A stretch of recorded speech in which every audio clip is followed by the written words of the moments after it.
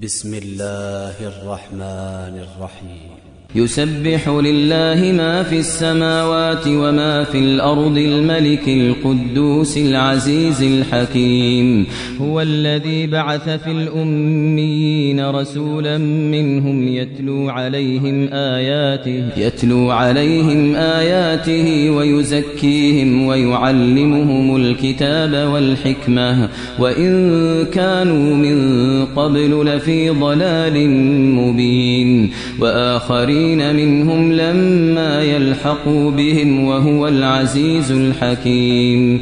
ذلك فضل الله يؤتيه من يشاء والله ذو الفضل العظيم.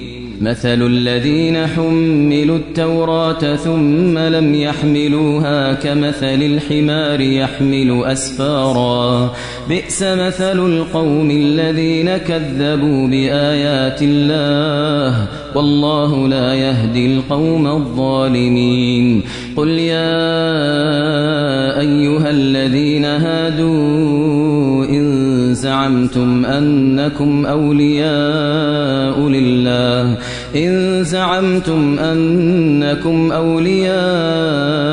لله من دون الناس فتمنوا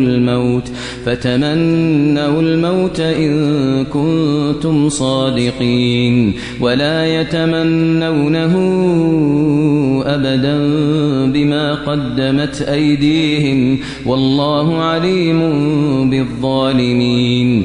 قل إن الموت الذي تفرون منه فإنه ملاقيكم ثم تردون إلى عالم الغيب والشهادة فينبئكم بما كنتم تعملون.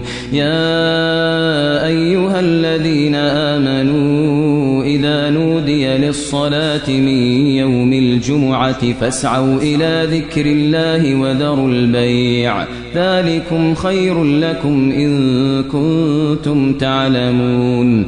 فإذا قضيت الصلاة فانتشروا في الأرض وابتغوا من فضل الله واذكروا الله كثيرا لعلكم تفلحون. وإذا رأوا تجارة أو لهوا انفضوا إليها وتركوك قائما قل ما عند الله خير من اللهو ومن التجارة والله خير الرازقين.